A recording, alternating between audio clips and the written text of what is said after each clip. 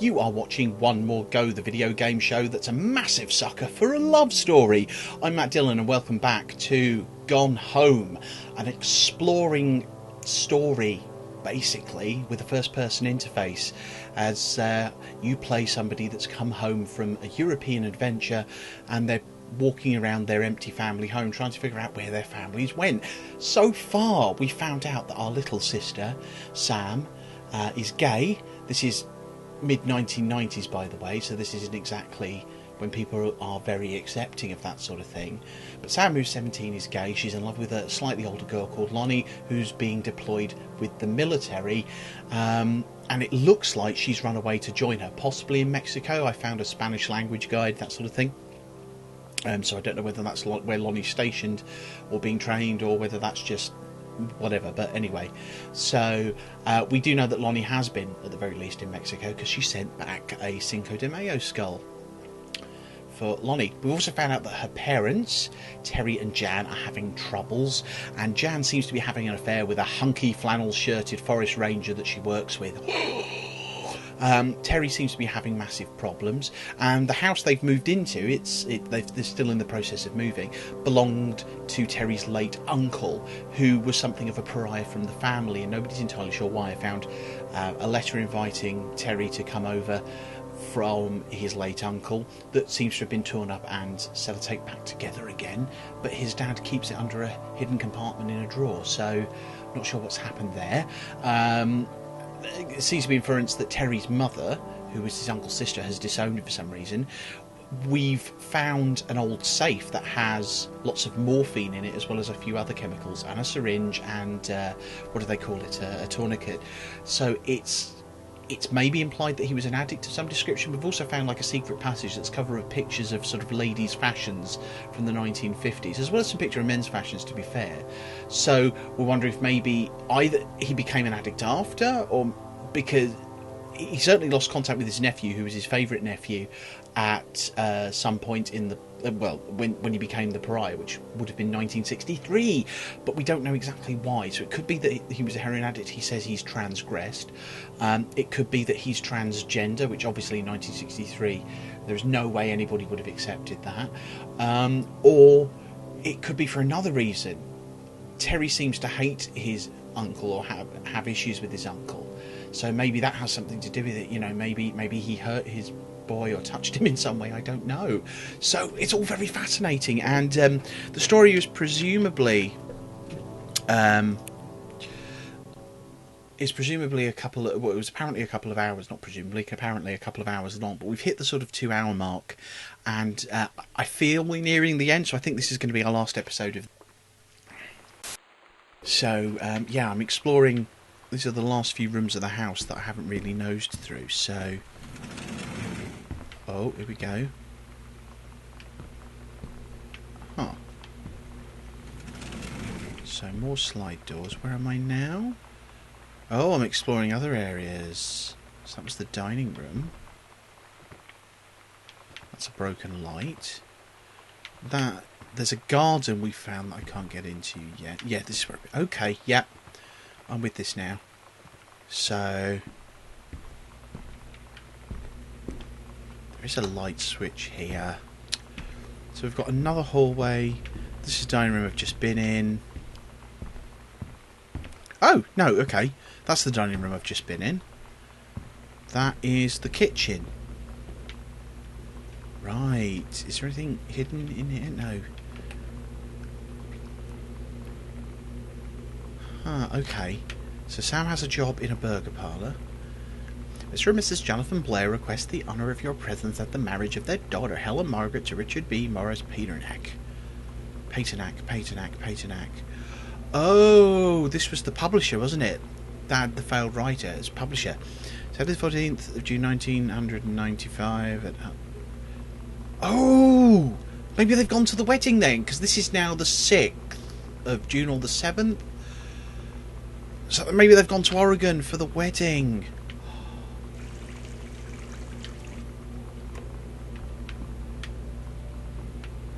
Okay, so there's food and stuff in here. Don't think any of it's banana, apple. Snigger. Banana. Banana. Close that drawer. Open that drawer. Nothing in that drawer. What's this? Cheese. Ah, yes. American sandwich cheese. Imitation pasteurized processed cheese food. Yes, quite. Sorry, Americans, but I love your cheese on a burger. Not so much on anything else. Cutting board. Microwave. In case you're wondering why I'm opening absolutely everything, there have been clues everywhere. So, I've been just sort of looking around. What's this here? Oh, it's just a pizza place. Oh, it's all very ominous and stormy. Although, I don't know why I'm explaining it. If you're watching this, you must have watched the others.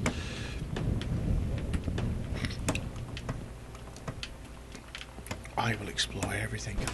Oh, it's a dishwasher. Oh, hi, dishwasher. Okay. Oh, there's a letter on the table.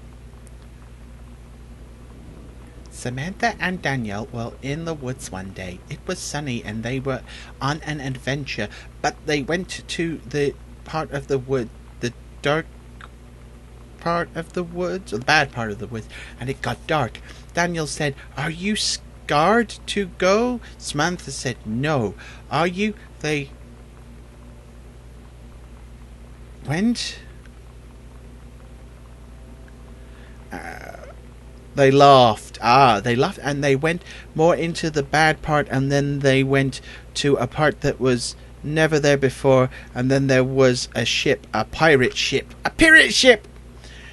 On an occasion, Samantha said, "I'll be the captain and you be the first mate, I assume." Yeah, first mate.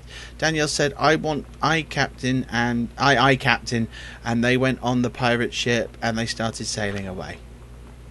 Daniel finally came over to get his game. I'd been dreading it. But he brought this story with him that I wrote when we were little. I started reading it, and then there I was, crying at the kitchen table. He asked what was wrong, and I was thinking about how we used to be friends, how much I'd taken for granted. But instead, I told him about school, and Dad, and Lonnie, and then how sorry I was that I wasn't his friend anymore. He gave me a hug and said it was going to be okay. For some reason, I almost believed him.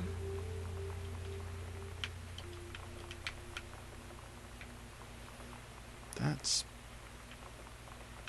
sad.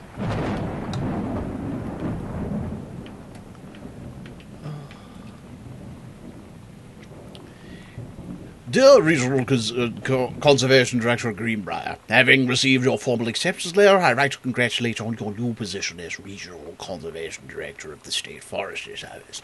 We wish you luck in your final weeks at Flintlock National Forest and very much look forward to welcoming you to your new desk in the State Forestry Office at 8 a.m. on May the 1st. Signed, Bruce Pendleton.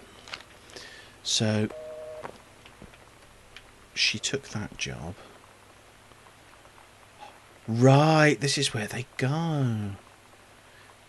Katie comes home this month. We'll call with the exact date. So, they're on their anniversary trip. That's why. So they've gone on an anniversary trip. Rick's wedding. Can't make it, send regrets. Got here. Charity junk pickup. Basement. Dentist Sam. Church potluck. Potatoes. Okay, yes, okay. So they're away on an anniversary trip and they didn't know when I was coming home. So there's nothing insidious. This is just the pantry, isn't it? Yeah.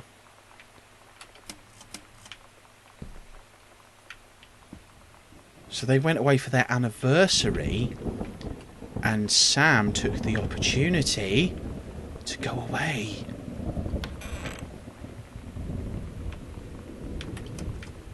Okay, oh.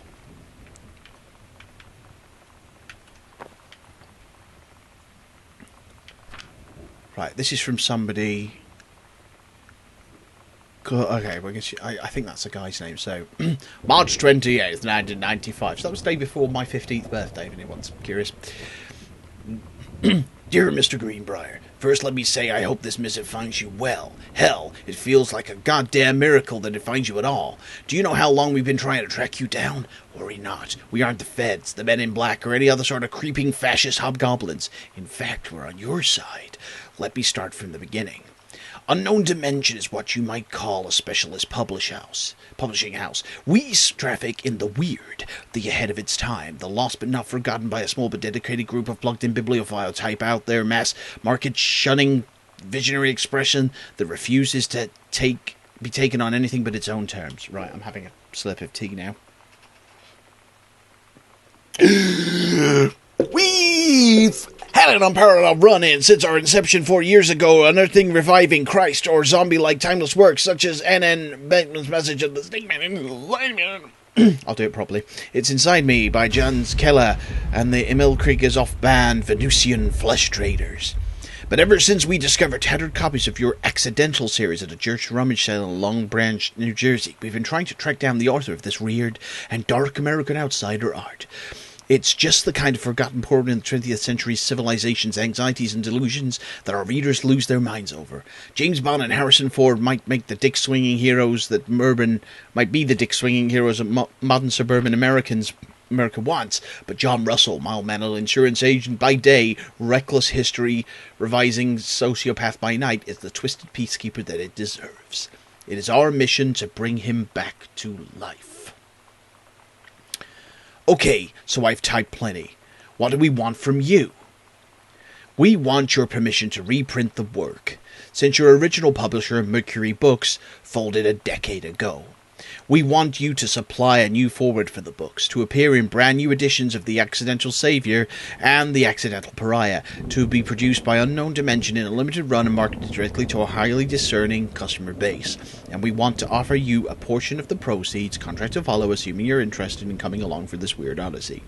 We look forward to embarking with you, and to thrusting your work screaming back into the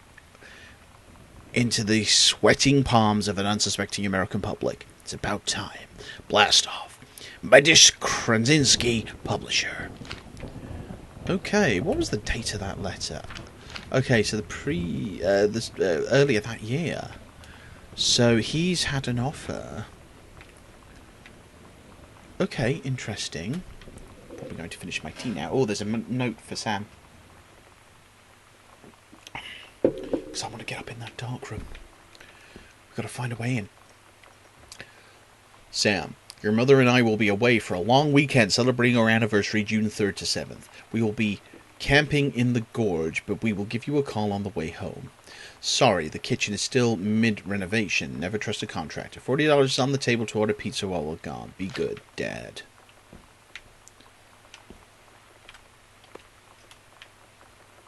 Oh, that's Lonnie's hat. I asked Lonnie what she had to do to get ready to ship out for basic training. She said, not a lot, really. You're not allowed to bring anything with you. You have no possessions, no contact with the outside world while you're in basic. You just train hard every day, and then you deploy from there. So, they'll just send her away. To who knows where. The other side of the country. The other side of the world. My mind, can't process it.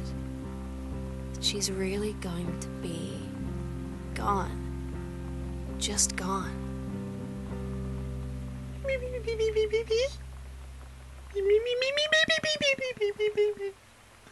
That's so sad. Read crumpled note. Lonnie, my parents are leaving town, so we'll have the run of the whole house till you leave. I imagine actually spending the night in my room instead of sneaking out to our usual spot in the attic. Not that the attic doesn't have its musty allure, but my bedroom is warmer. Sam, we should totally defile your parents' bed while they're gone. That'll show 'em. Lonnie, you are gross. Never change. Sam. Okay. Can I exit? Because I saw a garden out, or a greenhouse.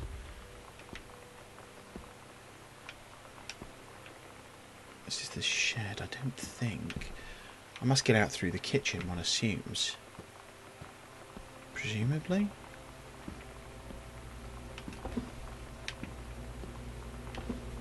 See, there's a thing here which means there's a cassette somewhere, which I probably haven't found yet. On the table, maybe? Because I don't know if there's anything extra. Oh, he signed the deal. That's what that is. There's the cassette.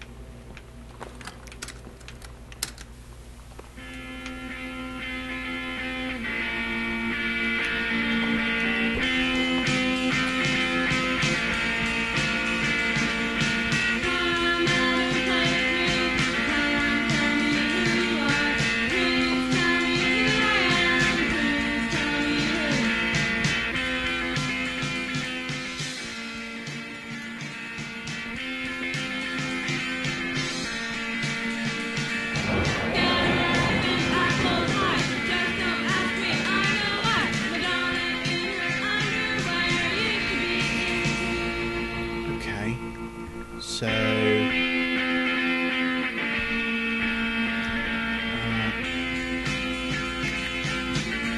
kitchen, garage, dining room. Oh, this might be the conservatory.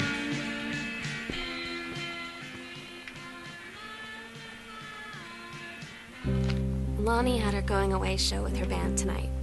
She's so incredible on stage. When she was singing, I could practically forget everything. That we only had 48 hours left. That I don't know what comes next. That I can't live without her. Then she dedicated the last song to me. And I couldn't take it. I was out on the curb in the alley, sobbing till my ribs hurt. I would follow her anywhere, Katie. But I can't. Where she's going. After a long time, she found me. She said she was sorry. She said, I wish things could be different. I just wanted to make you happy.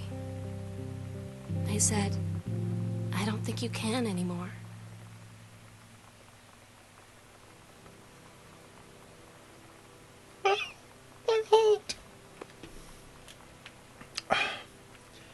Hi, Mom, Dad, and Sam. I have had a wonderful time on the beaches of Barcelona. Dad and Sam, I think you would like the gaudy architecture. It is from a strange alien world. I am headed to my final destination, Amsterdam. For how long? That depends. I am running low on money. I will look for a cheap standby ticket and call you when I'm headed home. Sorry for the short notice. Excuse me. Can't wait to see you all again. It'll be good to be home. Love, Katie. Oh my. Oh, I want it to be alright. I want Sam to be happy. I want Sam and Lonnie to be happy. Tell me they're going to be happy. I am going to have to flush this toilet, for which I apologise. I'm sorry.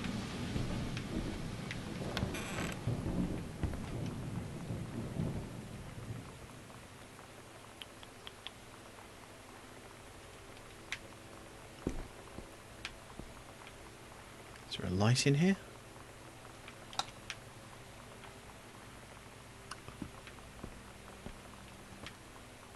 Softener. Nothing in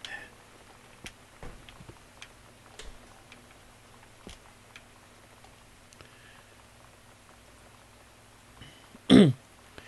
Sam, I wish I knew how to explain it better. The army is this thing I grew up with. It is part of me. My dad's army friends are like my family. I've always known it was where I'd end up. I never thought of it any other way. I wish things could be different. Maybe someday, when I'm settled at a base, and you're done with college, and you're a famous writer, and I can rebuild a tank engine with my eyes closed, things will be different, and we can be together. Until then... No! No, no, no, no, no, no, no! They have to be together! Oh, and this is how I get in here. They have to be together. I will not stand for it. This will not be a sad ending. I know Sam's run off, but if she's following her heart, the calling of her heart, like Minbari do, that's okay.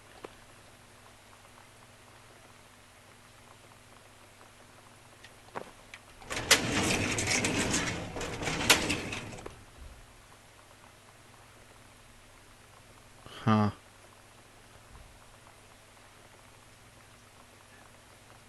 Yeah. It's couples therapy.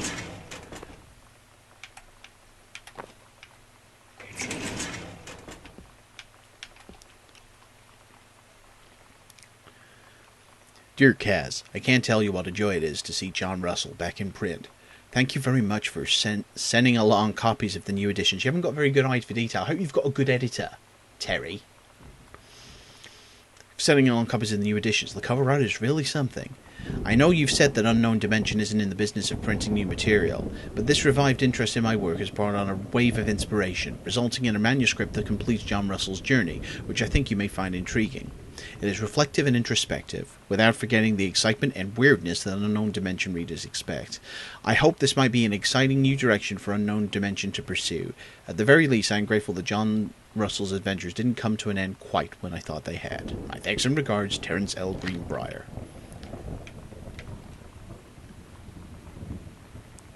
It's been almost 20 years since John Russell heard the call. Twice he saved a president's life. He's practically forgotten the days of the future, of danger and excitement, the days when he mattered. So when that familiar rip in time opens in front of him, and his handlers peer out, he doesn't hesitate. Is the president in danger? No. The life you save this time will be your own. That's a pen. Ooh. Is there anything in the top drawer? There was nothing in the top drawer. Yes.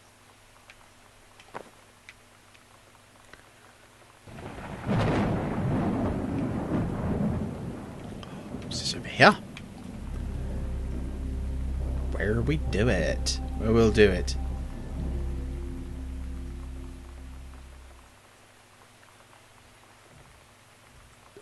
I hope they're talking about it. Oh, no. Please. No, they've run away. I don't want to think they've done anything drastic. We agreed our last night together would be our happiest ever. And we'd forget tomorrow was going to come at all. It worked for a while. We had a good time seeing Oscar off. Then ran up to the attic to look through our photos. To find one for Lonnie to take with her. And looking at them, I realized they were all in the past. And there wouldn't be any more. I didn't know what I was going to do.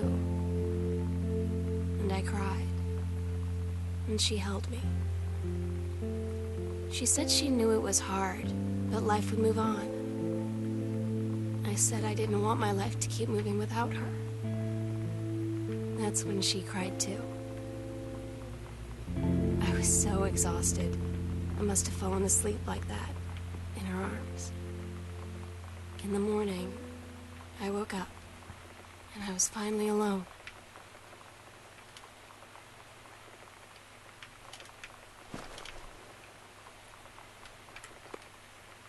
Oh, that's the ticket stub.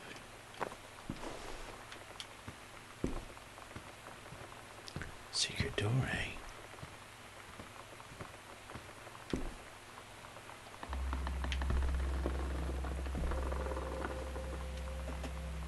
Oops. Oh, we're going for it. Okay. Oh, Jesus. Attic key.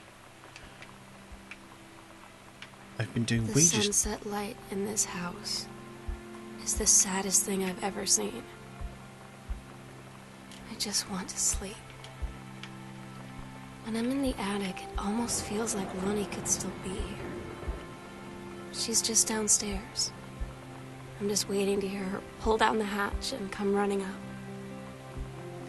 Maybe I'll go up to the attic and wait.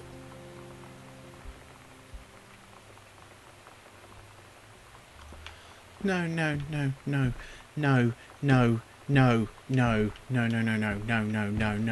please. Please. Please. Please. I can't.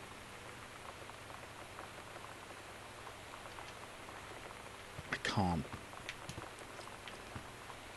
I can't let there be sad things.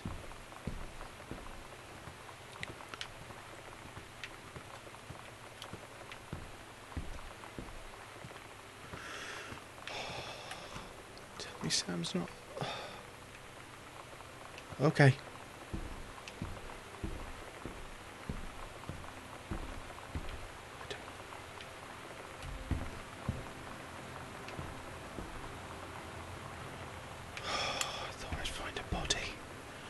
Oh.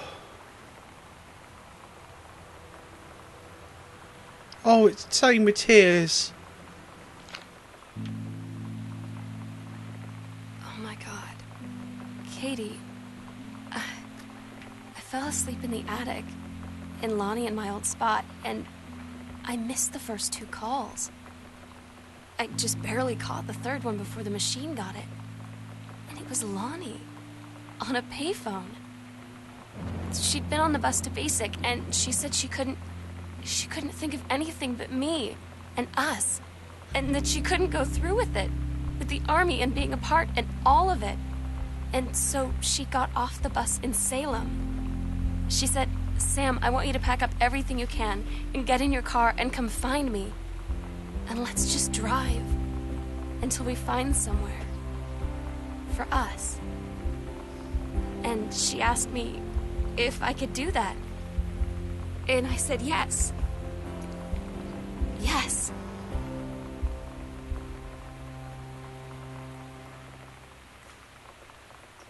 Loved one! It wasn't sad, it was happy!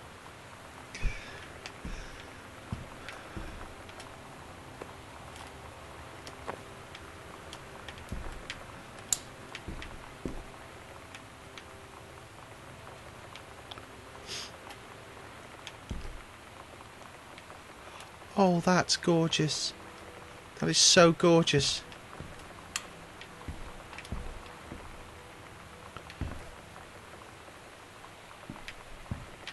What's that? Oh, that's her uniform.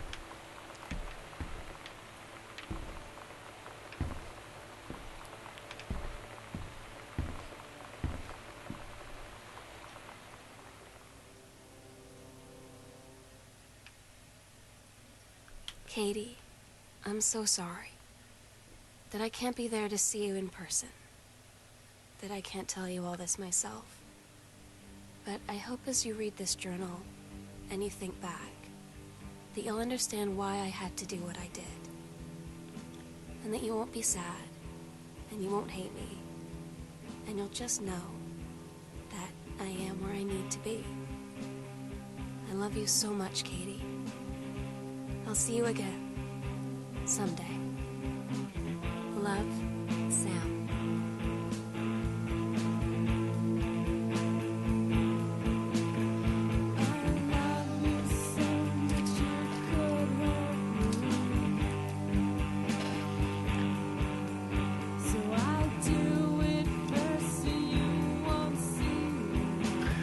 That was amazing. That was fucking amazing! I mean, Jesus fucking Christ. I mean, oh, sorry, a bit emotional because that was just... But, you know, we have these conversations over and over again as a community. Can video games be considered art and stuff? And then, you know, stuff comes along, usually RPGs, usually stuff like... you know, like Fallout and Skyrim and Mass Effect, where the gameplay is used to tell a story, you know, and it's the narrative that's just as important as the gameplay. And this uses a video game engine to tell a story, and a story that you experience in lots of different ways. And there's optional stuff. I don't have to find anything as long as I follow Sam's notes. I didn't need to work out what was going on with the parents. You know? If I hadn't gone poking into every nook and cranny, I wouldn't have found half of that stuff. I wouldn't have pieced that together. you know, and I'd have just followed Sam's. I mean, oh wow, wow. Honestly, that is just one of the most brilliant experiences I've had, with a joypad in my hand, I might add, in forever. And they put their cats in the credits, and that means they're old LucasArts fans, because they always used to put their cats in the credits. So,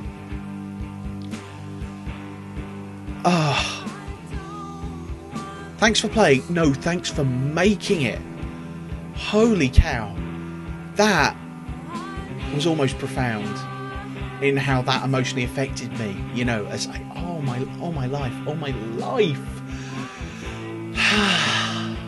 Right. Well, I guess that's it. That's the end of Gone Home. And yeah, they're back together. Yes! It was a happy ending. It was a happy ending. Okay, right. Whew. So, hope you've enjoyed this relatively short Let's Play and this relatively short journey with me. Thanks for watching the video. As ever, if you enjoy these videos, please subscribe, like, comment. All that stuff helps us. Write your comments. What did you think of this? Put these comments down below, you know. Hopefully, if you've had no interest in this game before, you know, you've come on this journey with me and you've experienced, like I have, something different. Because even with the whole Mass Effect thing and the whole Fallout thing or what have you, it's still at its core an RPG. It's still got gameplay mechanics. Whereas the game here was just to explore, was just to experience the story. And what a wonderful way to do that. Oh, just wonderful. So, yeah, let me know what you think in the comments below. Don't forget to visit our parent site at geekplanetonline.com, where we stick up all sorts of things, reviews, features, podcasts, every single day of the week. There's loads of gorgeous stuff. They're all available for free. And, of course, don't forget the One More Go podcast. If you want more gaming stuff for your ears, check out the One More Go podcast, which stars myself and my friend Kim Hallam. We talk about a variety of things. Okay, that's all for now. Thanks very much for watching. Whew, what an experience. I'll catch you in the next video. Love you, bye.